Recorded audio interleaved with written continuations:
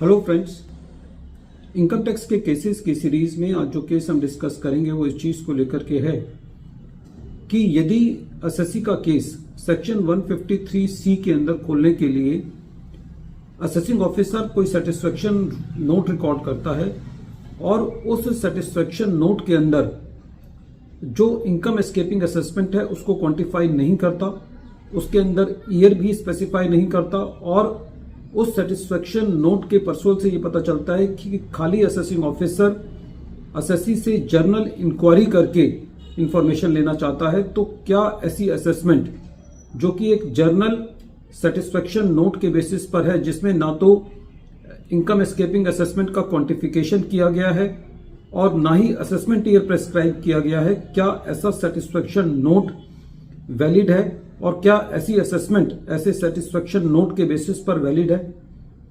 यही issue Delhi ITAT की ई bench ने अपने एक केस पुष्पांजलि construction private limited versus deputy commissioner of income tax के केस में डिसाइड की और ये case 128 ITR tribunal page number 201 पर रिपोर्ट हुआ और इस केस का जजमेंट 19 सितंबर 2025 को आया। प्रेजेंट केस असेसमेंट ईयर 12-13 से रिलेटेड है। प्रेजेंट केस के इफेक्ट्स इस तरीके से हैं। प्रेजेंट केस के अंदर एक तो असेसी के यहां सर्च हुई और एक दो एंटिटीज RY और GG के यहां सर्च हुई। कुछ ऐसे डॉक्यूमेंट्स GG की सर्च में मिले जो कि एसएससी से रिलेटेड थे। एक एग्रीमेंट टू सेल था, जो एग्रीमेंट टू सेल एसएससी और एक कंपनी GS के बीच में हुआ था, जिसके अंदर GG डायरेक्टर था, जिसके यहां सर्च हुई थी। जब GG ने अपनी स्टेटमेंट दी थी तो उस स्टेटमेंट में यह बताया था कि ये जो एग्रीमेंट टू सेल है जो मिला है ये एग्जीक्यूट नहीं हो पाया था, लेकिन असेसिंग ऑफिसर ने इस एग्रीमेंट टू सेल के आधार पर एक सेटिस्फेक्शन नोट प्रिपेयर किया और उस सेटिस्फेक्शन नोट में ये लिखा कि जो इंक्रिमिनेटिंग मटेरियल है उसको वेरीफाई करना है और असेसी के अगेंस्ट या असेसी की जो रेगुलर बुक से है उसको एग्जामिन करने के लिए असेसिंग ऑफिसर ने सेटिस्फेक्शन रिकॉर्ड करके असेसी को सेक्शन 153C का नोटिस दिया।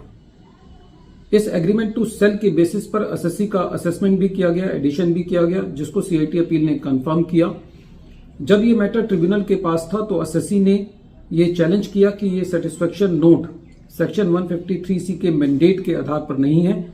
जब ट्रिब्यूनल ने इस मैटर को सुना तो ट्रिब्यूनल का ये कहना था कि प्रेजेंट केस के अंदर जो सेटिस्फेक्शन नोट को पढ़ के लगता है वो ये लगता है कि असेसिंग ऑफिसर जो है वो खाली एक जर्नल इंक्वायरी करना चाहता है। ट्रिब्यूनल का ये कहना था कि जिस एग्रीमेंट टू सेल के आधार पर असेसी का एडिशन किया गया है वो एग्रीमेंट टू सेल कभी एग्जीक्यूट ही नहीं हुआ। जो सेटिस्फेक्शन नोट है उसके अंदर कोई भी रेलिवेंट या जो स्पेसिफिक असेसमेंट ईयर है उसको मेंशन नहीं किया गया है और सारी की सारी जो सेटिस्फेक्शन रिकॉर्ड की गई है वो एक जनरल और कैजुअल मैनर में की गई है। सेटिस्फेक्शन नोट के अंदर कहीं पे भी एस्केपमेंट ऑफ इनकम का या क्वांटिफिकेशन ऑफ इनकम का जिक्र नहीं है और असेसिंग ऑफिसर ने असेसी से इंफॉर्मेशन भी शेयर नहीं की है, जिसके आधार पर असेसी को सेक्शन 153C का नोटिस भेज करके असेसी की असेसमेंट की गई है। तो एक डिफेक्टिव या इनकम्प्लीट सेटिस्फेक्शन नोट के आधार पर ट्रिब्यूनल ने असेसमेंट को क्वेश किया। प्रेजेंट केस के अंदर जो सेक्शन 153C की असेसमेंट करने के लिए जो अप्रूवल लिया गया था एडिशनल कमिश्नर से, वो भी एक कंपोजिट अप्रूवल था, ईयर वाइज स्पेसिफिक नहीं था। तो ऐसे केस में ट्रिब्यूनल ने इस ग्राउंड पर भी असेसी की जो असेसमेंट की गई थी, जिसको सीआईटी अपील ने कंफर्म किया था, उसको क्वेश किया। फ्रेंड्स, केस बहुत इंपॉर्टेंट है क्योंकि जनरली सर्च केसेस में देखने को यह मिलता है कि जब जिस एसएससी के यहां सर्च होती है उसके बेसिस पर काफी सारे एसएससीज के केस एक जर्नल तरीके से एक कैजुअल मैनर में बिना सेटिस्फेक्शन रिकॉर्ड किए हुए रीओपन कर दिए जाते हैं। एसएससी को ये नहीं बताया जाता कि कौन सी ऐसी स्पेसिफिक इंफॉर्मेशन एओ के पास है जिसकी वजह से एओ जो है वो दूसरे एसएससी की असेसमेंट करना चाहता है। तो ये केस इस चीज को बताता है कि एओ के पास स्पेसिफिक इंफॉर्मेशन होनी चाहिए। एओ इंक्वायरी करने के आधार पर या इंक्वायरी करने के लिए एसएससी को सेक्शन 153C की असेसमेंट का नोटिस नहीं दे सकता। वीडियो के अंत में एक बार फिर मैं केस का नाम रिपीट कर रहा हूं। केस का नाम है पुष्पांजलि construction private limited versus deputy commissioner of income tax, और ये case 128 ITR tribunal page number 201 पर रिपोर्ट हुआ। केस का जजमेंट दिल्ली ITAT की ई बेंच ने 19 सितंबर 2025 को दिया। Thank you friends.